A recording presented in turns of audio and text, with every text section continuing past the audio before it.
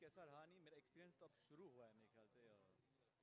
बहुत ही अलग एक्सपीरियंस है क्योंकि आज तक मैंने अपने 7 साल के करियर में जितने रोल्स प्ले किए हैं, आइदर पॉजिटिव है आइदर ग्रे प्ले किया है।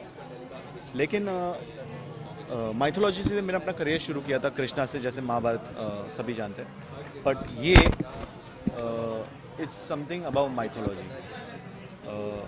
कॉस्ट्यूम ड्रामा तो है ही है, लेकिन पूरी कहानी जो है महाभारत से कैसे शुरू होती है, एक मणि को लेकर, कैसे नागलोक से मणि गायब होती है और वो आती है एक योद्धा के पास, वासुकी लाके आता है, वहाँ से ये कहानी शुरू होती है। तो बड़ी दिलचस्प कहानी है। और जैसे कि वासुकी है, अस्तिका है, ये सारे कैरेक्टर्स जो ये है, पात्र है, ये बहुत सारे लोग जानते होंगे क्योंकि ग्रंथों से रिलेटेड है। तो रियल स्टोरी है, थोड़ा ड्रामा है, थोड़ा हीरोइज़म है। जो हमारा योद्धा है अर्जुन, वहाँ से पूरी कहानी शुरू होती है। तो मेरे ख्याल से हर एपिसोड के साथ हमारी जो ऑडियंस है उन्हें सब कुछ नया ही देखने मिलेगा। और कहानी बहुत ही दिलचस्प है। मैं तो यही कहूँगा कि एपिसोड अगर आप देखते रहेंगे तो आपको समझ में आएगा कि ये कॉन्सेप्ट क्यों अलग है और क्यों इस कॉन्सेप्ट को आने में इतनी देर लगी। ग्राफिक्स की बात करें, ग्राफिक्स की बात करें तो बहुत हल्का हाथ रखा जाता है। लोग से मालूम पड़ जाता है कि यार इसको बनाया गया है अच्छे से, हम लोग उस तरीके से इमेजिन नहीं कर पाते। ये ड्रॉबैक है हमारे सिनेमा का। देखिए, इसे हम ड्रॉबैक नहीं कहेंगे, हम इसे कहेंगे कि कभी कभी कुछ डेडलाइंस आ जाती है, कभी कट टू कट चलता है। तो उस मामले में ना ही बेचारा प्रोड्यूसर कुछ कर पाता है, ना ही चैनल कर सकता है, क्योंकि अगर एक टेलीकास्ट हम रोक दें तो उसकी बहुत इशू हो जाती है। तो उनके हाथ में भी, वो भी प्रेशर्स में रहते हैं। लेकिन नागार्जुन जैसे शो में अगर मैं कहूँगा तो ये शो बहुत देर से आ रहा था और बहुत, मतलब करीबन 1-1.5 साल से बन रहा है।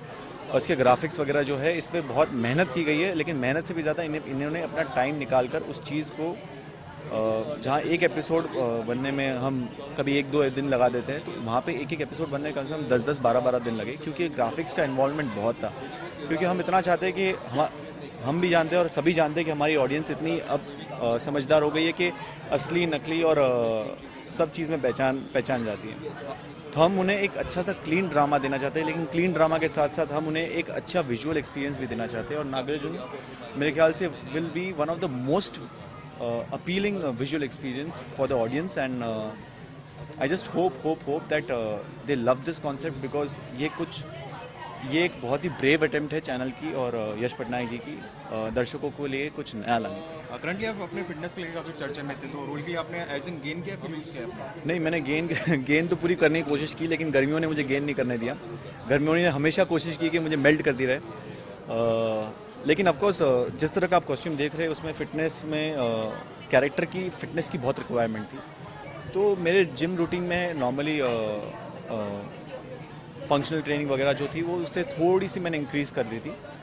और बस मेरे ख्याल से इससे ज़्यादा तैयारी मैंने लैंग्वेज पे की है, क्योंकि आम लैंग्वेज नहीं है कि जहाँ आप डेली सोप में जिस तरह से मैं अब बात कर रहा हूँ वैसा है, क्योंकि इसमें थोड़ी सी संस्कृत टाइप, थोड़ा सा वो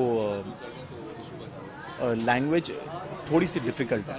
क्योंकि आप इस लैंग्वेज में, आप जब ग्रंथों की बात करते हो तो आप उसमें हेर फेर नहीं कर सकते, आपको अपनी भाषा पे अड़े रहना पड़ता है। तो थोड़ी सी मेहनत उसमें लगी और थोड़ी सी मेहनत फिटनेस पे लगी, और बाकी सब मेहनत मेरे ख्याल से राइटर्स और कॉस्ट्यूम ने कर दिया। Thank you.